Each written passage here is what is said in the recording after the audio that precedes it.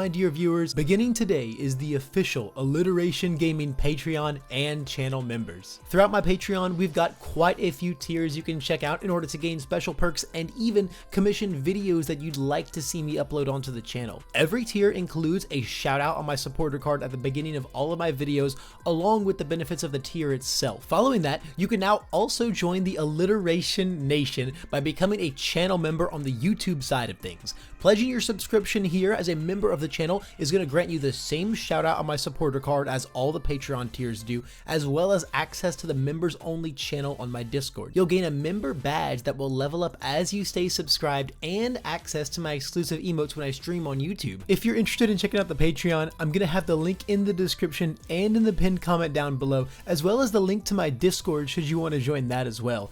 And if you want to become a channel member, the big, beautiful join button is front and center on my homepage right here. And if you do decide to support the channel in any way whatsoever, know that I am unimaginably grateful, and I can't wait to provide you with even more top-notch content at my trademark top speed. Now, let's get on to the video. Welcome, my dear viewers, to another Alliteration Gaming video. Once again, I am bringing Willy T on for another cameo to do the long-awaited Endeavor 2 deck profile on none other than the fire symbol.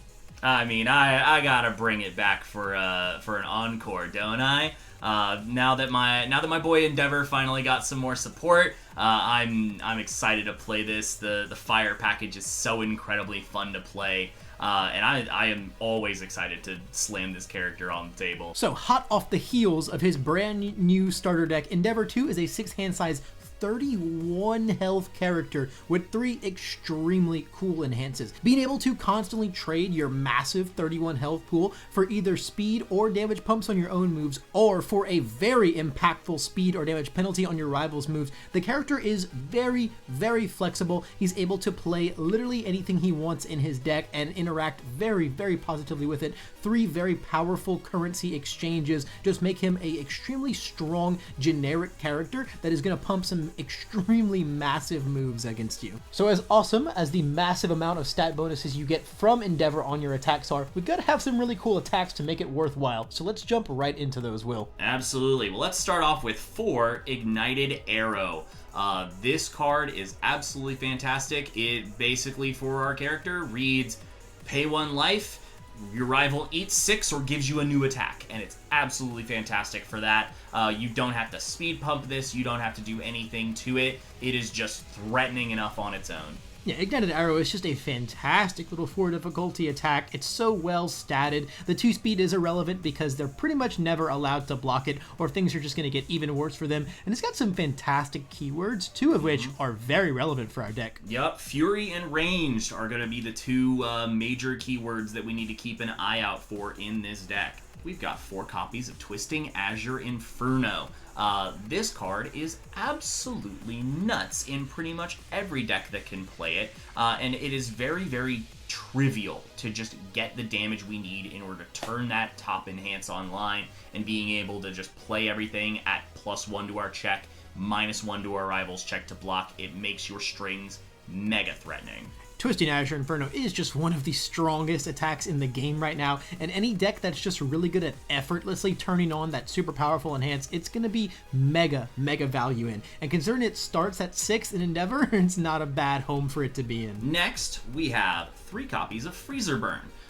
This card interacts really well with your rival, and by that I mean they don't get to interact with it very well.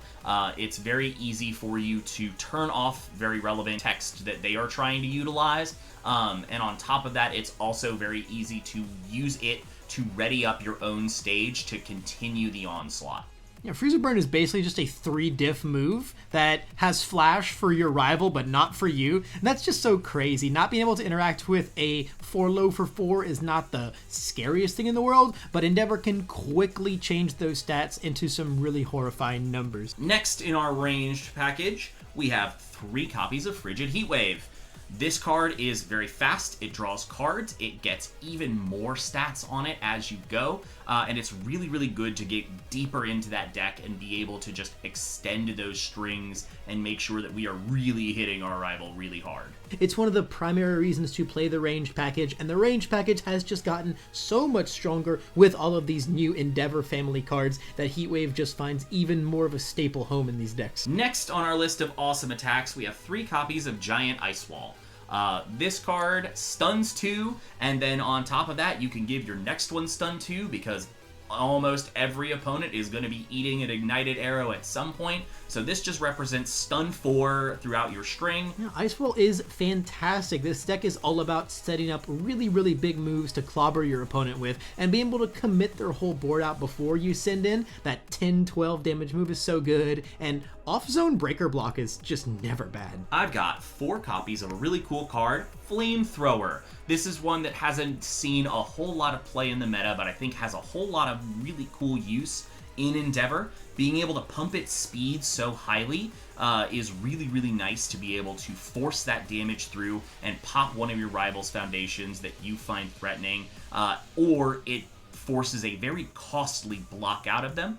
And that powerful 3 keyword is incredibly relevant. Flamethrower is just a very, very strong card. If you rip an attack off the top with this card, you're getting so much speed, you're getting a bad check off the top of your deck, and then your rival just really doesn't know how to handle this. It's just one of those moves that suddenly becomes very scary very quick. It's just another one of those good homes to put a ton of stats on. And next, one of the other big reasons that I really like Flamethrower in this deck, but also probably my new favorite card in the game, Prominence Burn. We're playing it at 4 copies because this card is insane. It represents 4 speed over the course of your string. It can also remove your other Furies from the card pool. There's not a huge amount of them in this deck, but it burns your opponent for 3 damage, and you're able to clear progressive while doing that. This card has so many uses in this deck and is absolutely phenomenal. Prominence Burn is just so fantastic, man. It is essentially a 6 high for 7, passes 2 speed to the next one, clears your card pool of progressive difficulty, burns them for 3.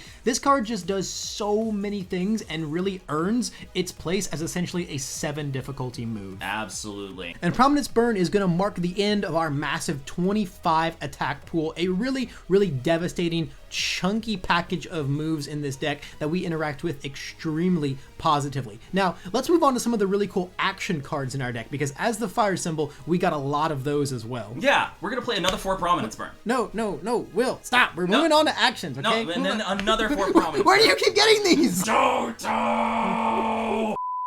And now, moving on to the actions. Fine. We play 4 copies of Sugar Rush Power Up. This card is very, very strong in this deck. You are going to be going through a lot of cards. Deck's a bit chunky, so being able to remove 10 is trivial for this deck, and representing another 4 damage and 2 speed on any attack that we want is absolutely incredible. Yeah, being able to Sugar Rush a Prominence Burn is pretty much the most unstoppable thing in the game. Sugar Rush just represents essentially another 4 attacks in our deck that we can play on a 1 diff, combining 2 attacks into 1 basically, which is just super strong. Sugar Rush is just a very all-around good card, and the very handy utility that lets you flip your rival's foundations does hit some pretty relevant stuff sometimes. It absolutely does. Next, we've got 3 copies of Seizing the Advantage. This card helps with your speed pump, and it also flips down threats that you really don't want to deal with. It's a great way to facilitate that and build mid-turn. Yeah, Seizing the Advantage is just amazing. Anything Sugar Rush isn't flipping, this card is, and just being able to put 2 speed on your moves is really one of the stronger aspects of this card in this deck. Something that the Fire Symbol's attack packages were lacking for the longest time was speed. They could put so much damage on moves, but they just simply didn't have the speed pump. And now, between things like Flamethrower and Prominence Burn and Seizing the Advantage, we've got a lot of ways to make these 9 damage moves extremely fast as well. So we've got a massive pile of very strong attacks. We've got some extremely cool actions that support them. Let's see the cards that actually allow us to play all these cool moves and delve into our foundations. Absolutely. We're going to start off with 1 copy of Soul Piercing Glare. This card has unique, so you don't want to run too many of these, but being able to flip your rival's committed foundations is really, really nice, as well as being able to clear your own progressive at the cost of this 1 foundation is absolutely phenomenal in those situations where it comes up. It's it's a great tech piece to have. It's good to see, but you don't need it. Yeah, this card's just fantastic. As long as it remains on the board, your rival just doesn't get to keep things like Spooky or Specialist of Sounds on the field, and that's really strong. And it just sits there and makes them really have to think about how they want to commit their moves to pass their checks as well. Next, we've got 3 copies of Defrosting. This card combos really well with our character. We have the ability to give speed and damage, so whatever we need more of, we're able to accentuate even further by using Defrosting, as well as we're able to use it defensively on our rival's turn in order to mitigate the damage that we have incoming, or facilitate a block with some other cards that we'll see later in the profile. Yeah, one of the coolest things about Endeavor too is that if you play a 4 damage move, it just doesn't do anything against him. So now, if you play a 5 damage move, it still doesn't do anything against him in tandem with Defrosting. Next, we have 4 copies of Coping with Number 1. This is our way to draw more cards beyond Frigid Heatwave, and it lets us keep going and going as soon as one of our attacks hits. Or we can just go ahead and reduce the damage on something that's really obnoxious, that's really small, and eat that without blocking anything, and turn all these on defensively. Card draw outside of Frigid Heatwave was also something the Fire Symbol was really wanting for, and while Coping isn't quite passing the torch, it's not a bad replacement. Nope, not at all. Next, we've got 3 copies of Homage to My Hero. This card is really cool with the abilities that we have on our face. Being able to reduce something's damage to something that's non-threatening and be able to commit this card in order to draw a card is really cool. It gives us another way to facilitate our defense during our rival's turn. Homage to My Hero is just a really great generic card. It's got a nice off-zone block as well. Just does a nice little amount of handy things for us. Also, if we do resolve Season the Advantage, we do actually get that +1 damage. Absolutely. Next, we've got 3 copies of Revel at His Masterpiece. This card not only gives us extra damage, but that Endeavor/Todoroki form is very relevant. Yeah, this deck's got such a brutal amount of damage pump. It is crazy, and once you just start stacking those +2s and those +1s over and over again, Revel is just another cornerstone of that game plan. Next, we're going to go on the defensive side of things and grab 4 copies of Heroic Lineage.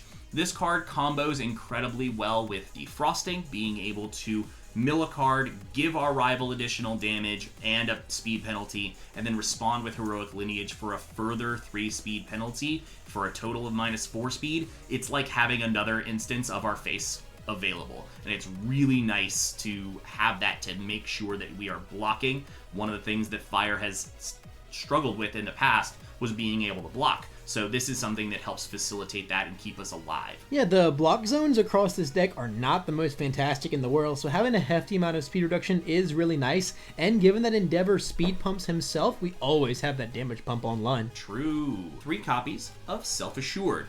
This card is really beneficial to us since we are running so many ranged attacks. Being able to pop this to draw even more cards really helps facilitate that long game. And the ability to change the zone of any attack cannot be underestimated. You can use this to finish someone off for a zone that you know they don't have, or you can use it to change it to a zone that you do have and make sure that you are surviving what they bring at you. Yeah, just like how our block mods aren't the most fantastic in the world, our block zone coverage is also not super impressive. So having a card that can emergency change anything to what we have in our hand is just really handy. I've got 2 copies of Irrefutable Force of Nature. This is absolutely fantastic to go ahead and seal rival threats and make sure that whatever their game plan is, they're not getting to do it to their best advantage. Yeah, Irrefutable is just another one of those really staple control pieces. Has tons of applications, especially in our really aggro deck that wants to protect our big, powerful attacks from being interacted with. I've got 3 copies of Frozen. This card lets you weaponize your foundations, all the cards that you wind up committing throughout the course of your turn. When you are going for a kill turn, adding stun 1 to every single one of your moves really adds up over the course of things. It's a great way to just force your rival into a corner. Frozen is just a really good foundation, man. Having one of these lets you just like sail into the late game super comfortably, because you know that by the time you have a massive stage, it doesn't really matter how much your rival has, because eventually you're going to get them committed out. Now we're going to kick off our spams with something cool and new, and that is 4 copies of Press Conference. Press Conference basically is just -1 difficulty to your next move. Being able to flip this and show off something that you're going to be doing to them is really, really nice to just get that -1 difficulty.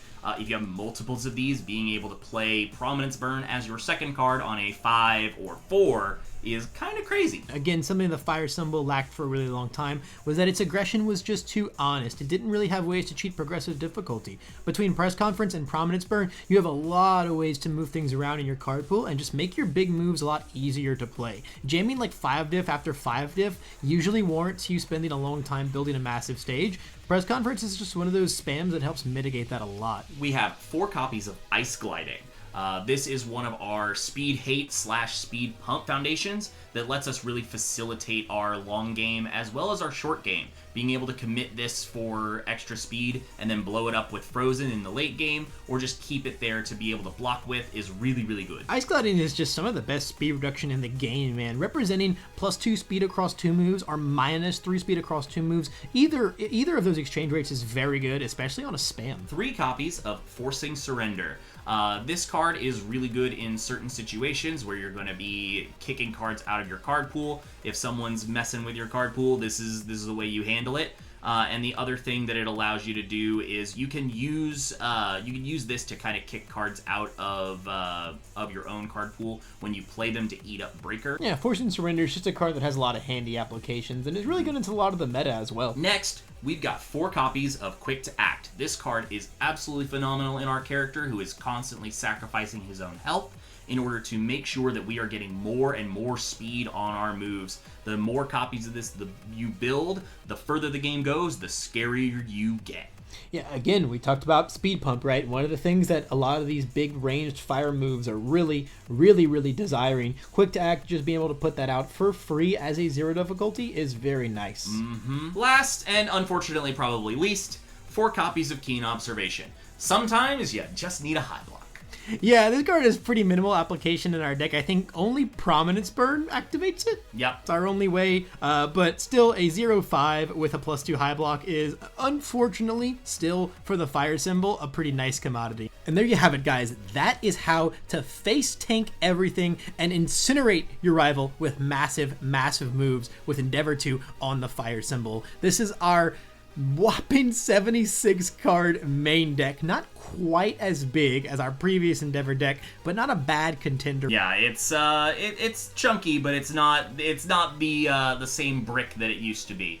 But then again, Endeavor 2 is not the same brick that he used to be. So it's fitting that we changed things up. We made things a little bit more streamlined and really focused in on what he does well. And if you want to try out this brick of a deck yourself, we're going to have the UVSultra link down below in the description and in the pinned comments. And while you're down there, I'd really appreciate if you could leave some feedback as well. Tell us how good or bad this deck is and how you would improve it, or just tell us how much fun you had with it after trying it out for yourself. On top of that, the subscribe button down there is going to let me put all of my MHA CCG content into your newsfeed, including more really cool deck profiles like this, on top of gameplay videos, meta discussions, tier lists. And as always, if you made it all the way to the end of this video, a big thank you from both I and Willy T. But that's all the time we've got for today, and I hope we can see you both in the next one.